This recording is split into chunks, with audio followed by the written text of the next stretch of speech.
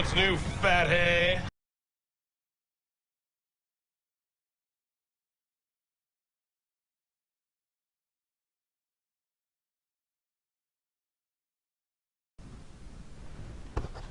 Hi, I'm Doc Owen with Action Figure Times. Today we're going to start on DC Universe Classics Wave 18 reviews.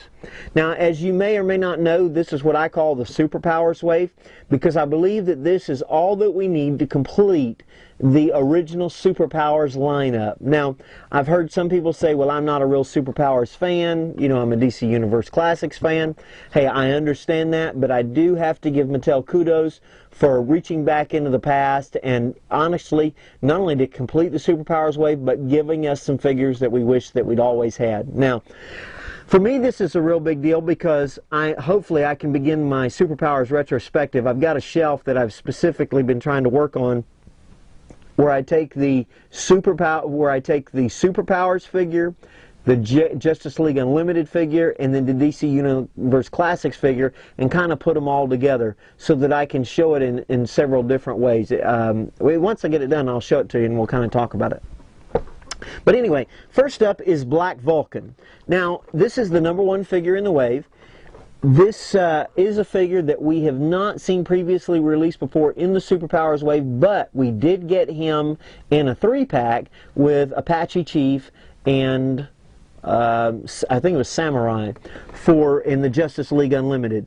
Now, I think that this is the traditional packaging. Again, I think we really ought to slim down on the packaging. Maybe they can't because of the Collect and Connect figure, but they could. Now, in the #1 figure, we're going to get the left leg. So with Black Vulcan, you get the left leg in here. Now, we get a good little representation on the back of Black Vulcan, a little bit of a, you know, he really wasn't a comic book character. He was a Super Friends character. And so it tells us a little bit about him. Says he can fly at light speed and things. I didn't know that. I didn't realize he could travel that fast. We also see here the other 5 figures in the line. And we see the Collect and Connect, which is the Apache Chief figure, which I think will be pretty cool. I want to make sure I didn't go through the ceiling there. So let's go ahead and get him open.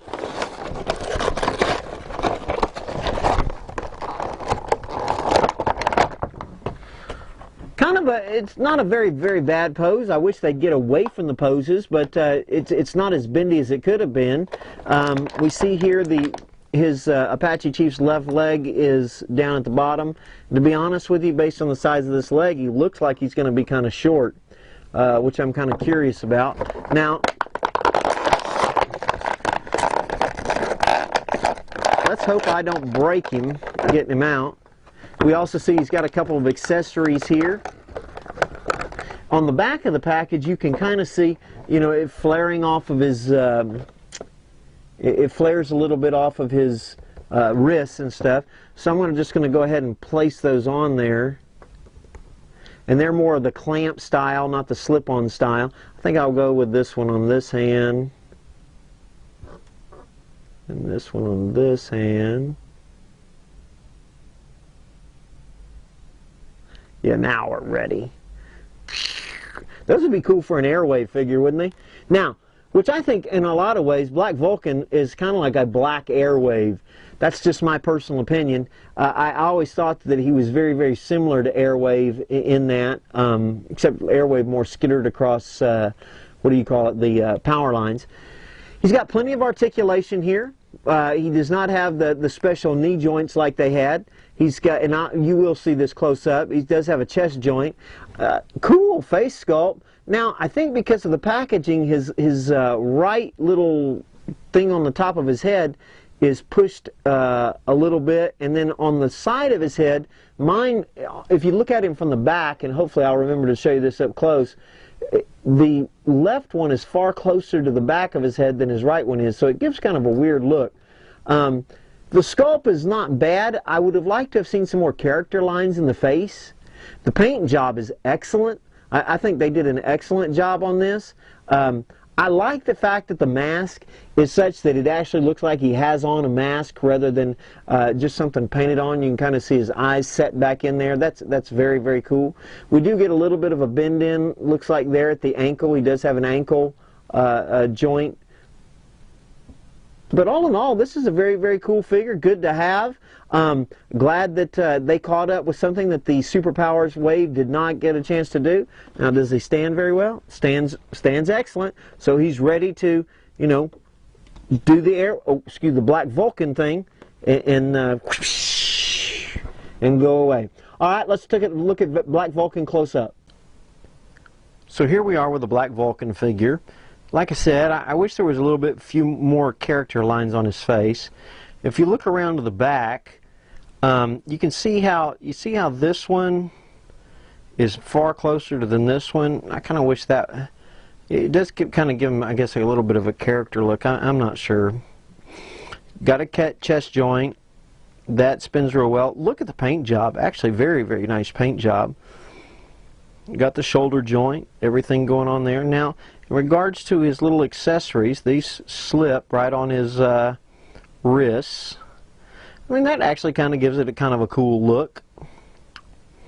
He's got another one for the other side right here. So, painted on boots. The back, you can kind of see that. I think that it did a very, very good job. Very, very cool figure. Well, this is Doc Owen with Action Figure Times, reminding you to be extraordinary.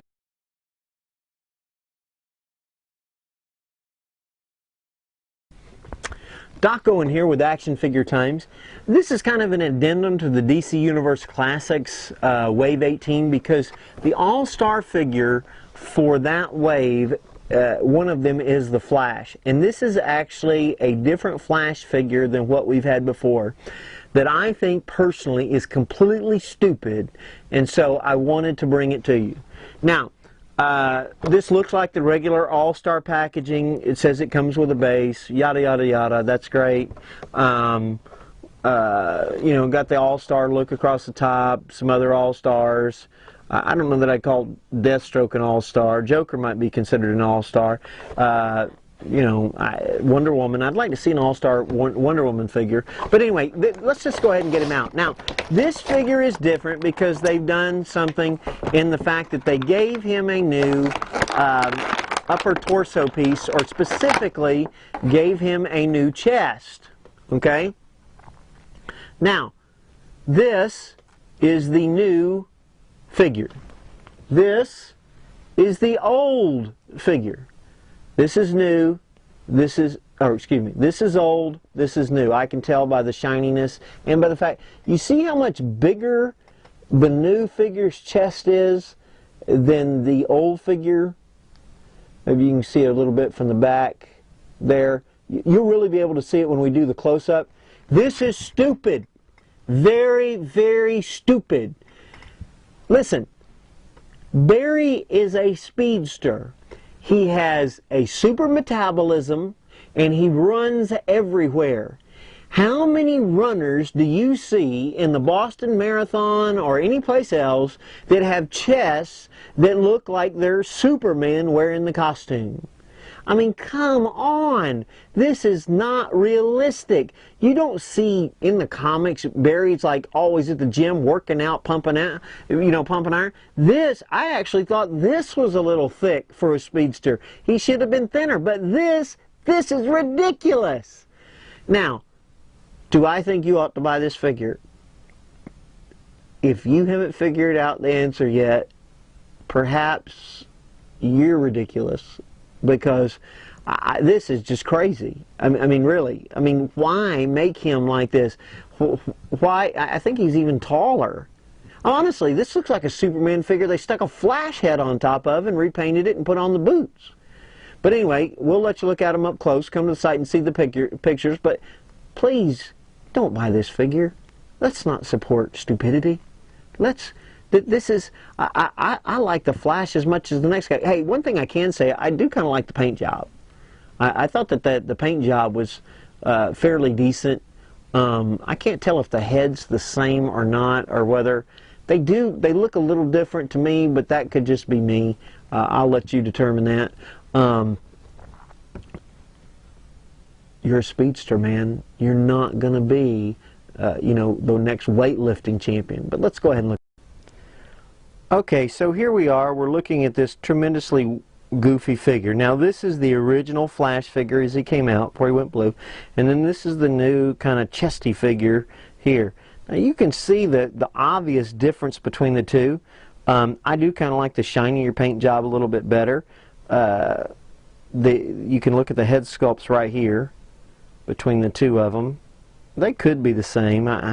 It's really hard for me to tell, but overall he does have the bell. It's a decent paint job. I'm just going to go ahead and look at the new goofy figure. Look how big that guy's back is. Oh, I got to bring him back in here.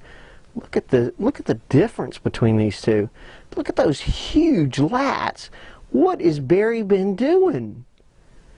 All in all, I mean, if you don't have a Flash figure and you can't, you know, don't have access to the good one, I guess this silly one would be fine. But for me, I wouldn't necessarily go out and purchase it. And listen, if they're supposed to be thin figures, then let's just make them thin figures. All right, this is Doc Owen with Action Figure Times. Hey, one thing you can count on here is honest reviews about the toys. Make sure you subscribe. Remember to be extraordinary. Come to the site, look at the pictures. We'll talk to you soon.